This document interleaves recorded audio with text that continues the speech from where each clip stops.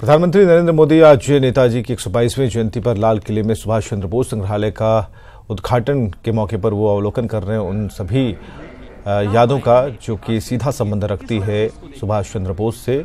और इसके बाद प्रधानमंत्री मोदी यादें ज्वालिया संग्रहालय और भारतीय कला पर दृश्य कला संग्रहालय भी जाने वाले हैं। नेताजी सुभाष चंद्र बोस म्यूजियम में सुभाष चंद्र बोस और INA से संबंधित विभिन्न वस्तुओं को प्रदर्शित किया गया। इसे करीब से देखते हुए उनके बारे में जानकारी इकट्ठा करते हुए प्रधानमंत्री नरेंद्र मोदी और इसमें नेताजी द्वारा इस्तेमाल की गई लकड़ी की कुर्सी और तलवार के अलावा INA से संबंधित पदक, बैज, वर्दी और अन्य वस्तुएं भी शामिल हैं। सीधी तस्वीरें आप देख पा रहे हैं लाल किला में नेताजी सुभाष चंद्र बोस म्यूजियम का अवलोकन करते हुए प्रधानमंत्री नरेंद्र मोदी। इस बात का संभवतः उन्हें अंदेशा नहीं होगा कि उनकी ये जो हरकत है कितना उनके ऊपर भारी पड़ सकती है। और इसी मेरठ क्रांति में वही सभी नेताजी की से जुड़ी हुई यादें हैं एक नया जन्म दिया और एक ऐसी क्रांति जिससे कि पुराने समय की ये तस्वीरें नए लोगों के बीच में इसलिए रखी गई हैं कि आने वाले वक्त में उस समय किस तरह से आज़ादी मिली और क्या उस समय की सोच रही होगी, इसके बारे में इस प्रदर्शनी के जरिए लोग जान पाएंगे। और उस समय की जो क्रांति है निश्चित तौर से अंग्रेजों के खिलाफ जो आंदोलन था और चलिए राजधानी पटना में भी राजकीय कार्यक्रम का आयोजन किया गया है और पटना की तस्वीरें भी दूसरी तरफ हम आपको दिखा रहे हैं जहां पर विशेष आयोजन में मुख्यमंत्री नीतीश कुमार भी पहुंचे हैं। तो दो तस्वीरें एक साथ, दिल्ली से लाल किले में सुभाष चंद्र बोस संग्रहालय की तस्वीरें जहां प्रधानमंत्री उन यादों का अवलोकन करते हुए जो जुड़ी हुई हैं सुभाष चंद्र बोस की सोच से, उनके विचार से, उनकी विचारधारा से।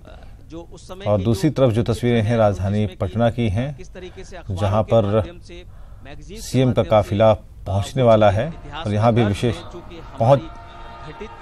और चलिए जो खबर आ रही है उसके मुताबिक मुख्यमंत्री पहुंच चुके हैं और राज्यपाल का काफिला भी पहुंचा है।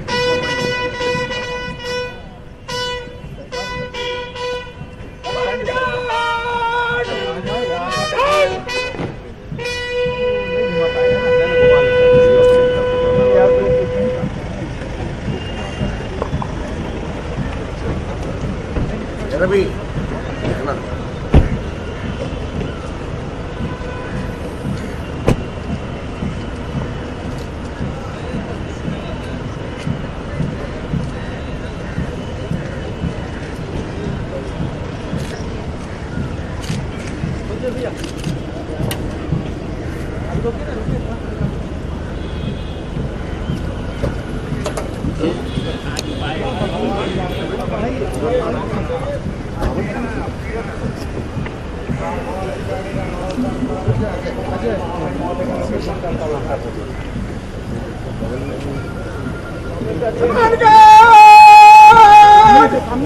राष्ट्रीय सड़क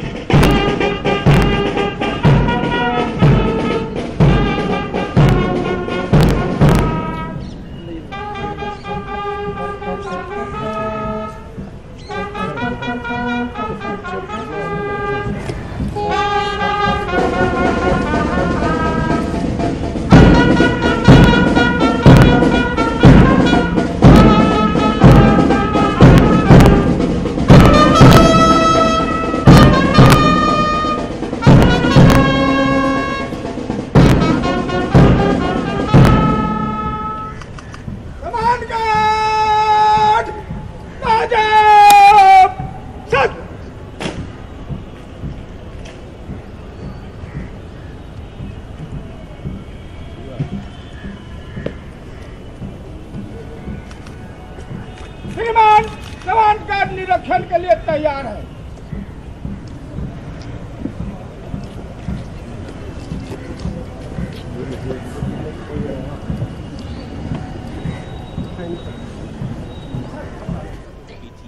क्योंकि उनका जो गैर जिसे कहते हैं अमानवीय, जो मानवीय व्यवहार नहीं कहा जा सकता, पूरी तरीके से अमानवीय व्यवहार, निर्दोष लोगों के ऊपर गोली चलाकर, निहत्थे लोगों पर गोली चलाकर उन्हें मारना, पूरे विश्व में जो अंग्रेज शासन की जो हम कह सकते हैं कि जो निंदा हुई, संभवतः उन्हें इसके लिए कभी भी माफ नहीं किया जा सकता।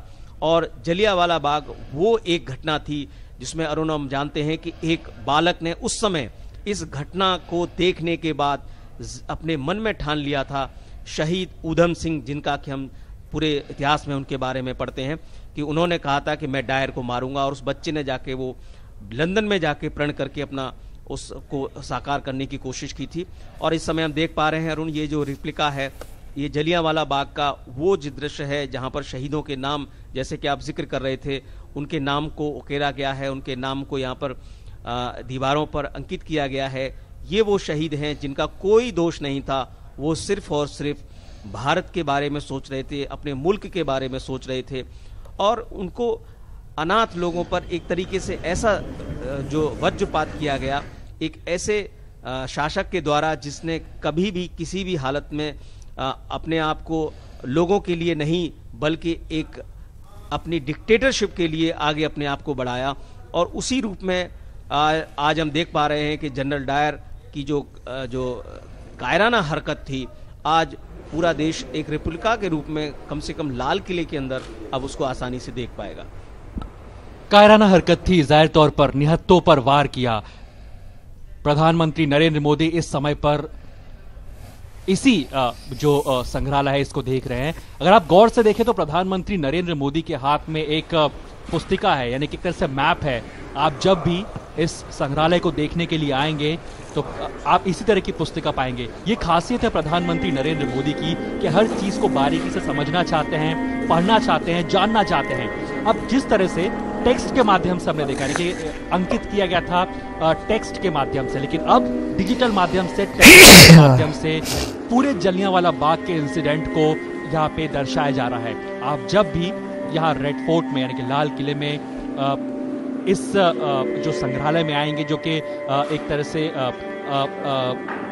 जलियांवाला बाग को लेकर के डेडिकेट किया गया है, तो वहां पे इस तरह की प्रदर्शनी हर जो बैराक है वहां पे लगाए गए। यानी कि एक तरफ आप टेक्स्ट को पढ़ भी सकते हैं और दूसरी तरफ आप डिजिटल माध्यम से, टेलीविजन के माध्यम से उसको देख भी सकते हैं। यहाँ पे टच स्क्रीन्स को भी लगाया गया है, यानी कि आप जो पुराने लेटर्स हैं, जो चिट्ठियां लिखी गई थी आजादी के दौरान, चाहे वो सुभाष चंद्र बोस हो या फिर अन्य जो नेता है जिन्होंने चिट्ठियों का आदान प्रदान किया था, जब वो जेल में हुआ करते थे तब चिट्ठियां लिखी थी, उनको डिजिटल माध्यम से भी यहाँ बताने की पूरी कोशिश की गई है। तो नई दिल्ली से लाइव तस्वीरें और राजधानी पटना से भी लाइव तस्वीरें आप देख पा रहे हैं। और ये सुभाष चंद्र बोस संग्रहालय की तस्वीरें हैं जहां प्रधानमंत्री उन सभी वस्तुओं का भी अवलोकन उन्होंने किया है। उस समय की जो विचारधारा थी, किस तरीके से आज़ादी के संग्राम को रूप दिया गया है, उन सभी बातों के बारे में जानकारी इकट्ठा करते हुए।